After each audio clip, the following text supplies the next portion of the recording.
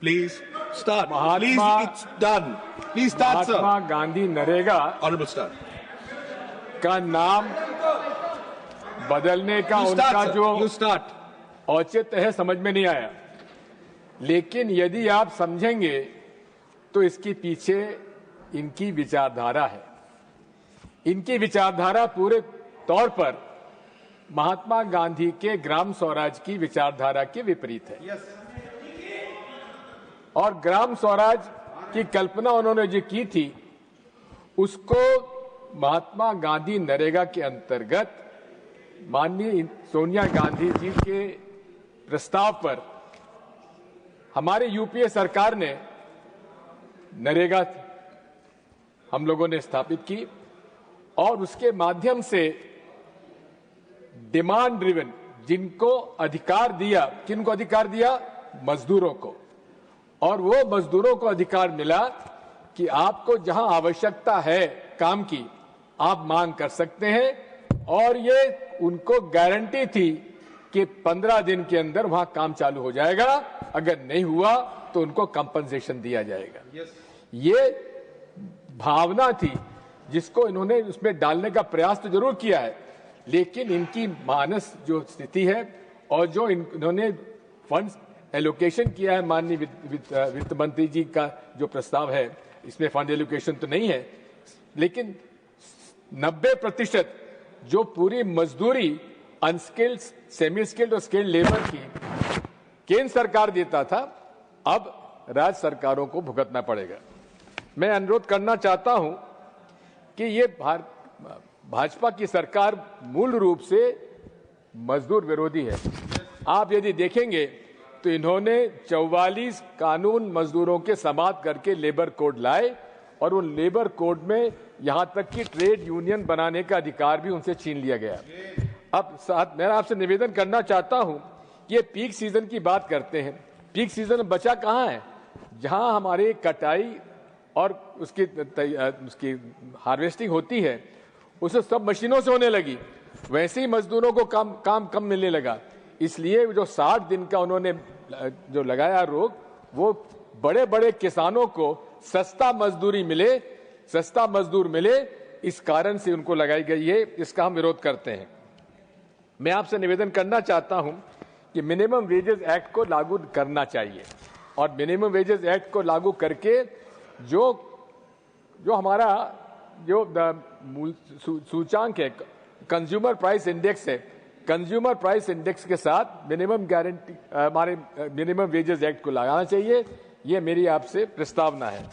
मैं आपसे ये भी कहना चाहता हूं कि आज मजदूर, हमारे कृषि मजदूर 27 करोड़ मजदूर हैं हमारे देश में, और यदि आप देखेंगे कि कोरोना काल में जो शहरों में भी काम करते थे वो अब गांव में बढ़े हैं, और इसके पास जो आंकड़े हैं 2017-18 से लेकर 2024-25 में लगभग 7 करोड़ मजदूर और बढ़े हैं, कृषि मजदूर, यानी कि अब लगभग 30 से 34 करोड़ मजदूर आज वहां काम कर रहे हैं।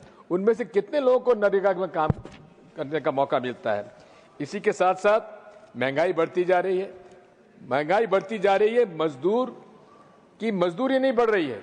यदि आप देखेंगे तो उत्तर प्रदेश में केवल 252 रुपए प्रति दिन का उनको मजदूरी मिलती है। ये अपने आप में आप समझ सकते हैं कि इसको ये तय कब हुई थी। इसी तरह से हर राज्यों में इस बात की दिक्कत आती है। मेरा आपसे अनुरोध है, मंत्री जी यहाँ मौजूद नहीं है, लेकिन मैं आपसे निवेदन करना चाहता हूं कि माइग्रेंट लेबर की यह सबसे बड़ी समस्या है। आपने देखा था जिस प्रकार से प्रवासी हमारा मजदूर आया था कोरोना के समय में, शहरों से निकलकर पैदल चलकर हजारों किलोमीटर चलकर आया था। आज वही हालत हमारे मजदूरों की है। इसलिए आज इस भारतीय जनता पार्टी के राज में सबसे ज्यादा अगर कहीं का नुकसान हुआ है तो मजदूरों का हुआ है।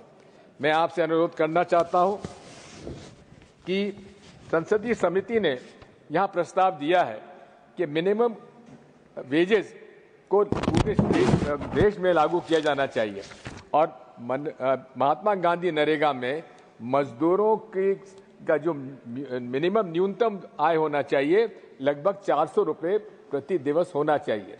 लेकिन आज इस बात को कोई उल्लेख इसमें नहीं किया गया है और इसमें आप देखेंगे कि पूरे देश के जो आपका सेक्शन 22 है इसमें उल्लेख किया गया, मैं पढ़ना चाहता हूं कि 60% जो है, पहले तो मजदूरी मिलती थी, पूरा केंद्र सरकार देता था, लेकिन उसे घटा के 60% कर दिया। आपने 100 दिन से बढ़ा के 125 दिन का केवल आपने लॉलीपॉप उनको दिया है, लेकिन उसका आपके पास फंड्स अवेलेबल नहीं है। वैसे ही राज्य सरकारों की हालत खराब है और पूरा ये हमारा हाउस ऑफ स्टेट है, राज्यों का हमारा ये सदन है, लेकिन सबसे ज्यादा कुठाराघात अगर हुआ है तो हमारा प्रदेशों के उनके फंड्स के और बजट के ऊपर आघात हुआ है। माननीय हमारे शिवराज सिंह जी मुख्यमंत्री रहे इतने दिन वहां मध्य प्रदेश में, आज यहाँ पर अभी मौजूद नहीं है, लेकिन मैं आपसे कहना चाहता हूं कि उनको खुद को मुसीबत होने वाली है जब गांव में जब जाएंगे, जब मजदूरों के बीच में जाएंगे, किस मुंह से उनके बीच में जाएंगे। मेरा तो ये आपसे अनुरोध है कि इसमें क्या षड्यंत्र है उनके खिलाफ, जिसकी वजह से उनको पहला बिल जो प्रस्तुत करने का मौका दिया है वो आज मजदूरों के खिलाफ दिया गया है, जिसको पता नहीं कैसे पूरा कर पाएंगे। मैं आपसे अनुरोध करना चाहता हूं कि ग्राम सभा, ये पूरा जो प्लान है ये टॉप डाउन प्लान बनाया जा रहा है, कन्वर्जेंस करके बनाया जा रहा है। मांग क्या है वहां के गांव के लोग ज्यादा समझेंगे कि दिल्ली में बैठे हुए प्लानिंग कमीशन के नीति आयोग के लोग मानेंगे। तो जो हमारी मूल भावना थी ग्राम स्वराज की, उसके खिलाफ ये कानून लाया गया है। मैं आपसे अनुरोध करना चाहता हूं कि इसमें मुझे मौका नहीं मिल पाया था, अमेंडमेंट मैंने दिए हैं। सबसे पहला मेरा अमेंडमेंट था कि इसे विकसित भारत गारंटी रोजगार आजीविका मिशन राम जी को हटाकर चेंज करके वापस महात्मा गांधी विकसित भारत गारंटी रोजगार आजीविका मिशन ग्रामीण लाना जानते हैं। ये मेरा पहला अमेंडमेंट था। दूसरा मेरा अमेंडमेंट था कि सेक्शन 4 में के सारे जो काम हैं जो कि ग्राम सभा को ग्राम पंचायत को लेना चाहिए, उसको डिसेंट्रलाइज प्लानिंग के अंतर्गत मेरा प्रस्ताव था कि restoration of autonomy of the gram panchayat and gram sabha, ये वापस इसमें लाना चाहिए। और साथ में सेक्शन 4 सबसेक्शन 5 और 6, central government shall provide adequate fund to states to meet full demand, this is मेरा उसको प्रस्तावित है for employment arising under this act in financial year where expenditure in state reaches 90% of funds released for financial year and additional demand for employment exists, the central government shall, upon demand being duly certified, make available additional funds so as to ensure uninterrupted implementation of the act. इसी प्रकार से annual budget under this act shall be prepared by the district level by the district program coordinator in consultation with Panchayat Raj institution and shall be based on projected demand for employment and works identified through the planning process. ना कि top down जो विकसित इनका budget बनाया जा रहा है, किसके माध्यम से बनाया जा रहा है, कहां बनाया जा रहा है, इसकी कोई जानकारी नहीं है। इसी के साथ साथ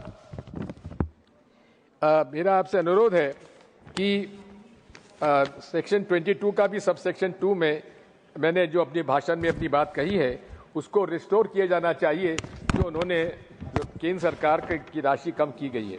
इसी प्रकार से इन्होंने कहा है कि कभी भी समय किसी भी सेक्शन 29 में किसी भी समय ये काम रोक सकते हैं, उसको डिलीट करना चाहिए, जिससे कि उनका पूरा अधिकार, जिनके अधिकार है उनको पूरा मिलता रहना चाहिए। मूल भावना माननीय सभापति जी ये है, यदि आप इसको विस्तार से देखेंगे कि ये पूरा कानून केवल हमारी वित्त मंत्री जी के बजट को कैसे बैलेंस किया जाए उसके लिए ये कानून लाया गया है और जल्दबाजी में लाया गया है, ताकि इनके बजट के अंदर थोड़ा सा संभावित हो जाए, इनको उसमें समावेश हो जाए। कहने का मेरा मतलब ये है कि अधिकारों, राज्यों का अधिकार कम किए जा रहे हैं, पंचायतों के अधिकार कम किए जा रहे हैं, ग्राम स्वराज और ग्राम सभा का अधिकार कम किए जा रहे हैं और पूरे तरीके से केंद्र सरकार ने टॉप डाउन जो इनका जो आज pro corporate, anti farmer, anti मारे लेबर इनका विचारधारा है, वो इससे परिलक्षित होती है। मैं आपसे इतना ही अनुरोध करना चाहता हूं माननीय सभापति जी कि हम सब विपक्ष के लोगों ने ये अनुरोध किया है, इसको सेलेक्ट कमेटी में सौंप देना चाहिए।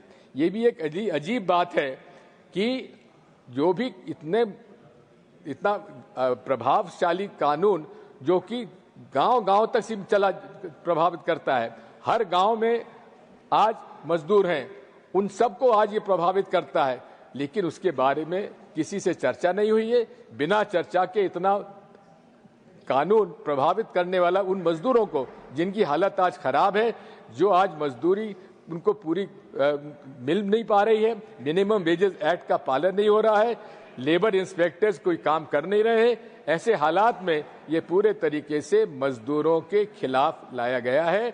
और न केवल मजदूरों के खिलाफ है, ये प्रदेश के राज्य सरकारों के बजट पर भी भारी भार पड़ने वाला है और महात्मा गांधी की विचारधारा के पूरी तरीके से विपरीत है। इसलिए इसको तत्काल या तो आप वापस ले लें या इसको सेलेक्ट कमेटी में सौंप देना चाहिए। ये मेरी आपसे प्रार्थना है। बहुत बहुत धन्यवाद। Thank you.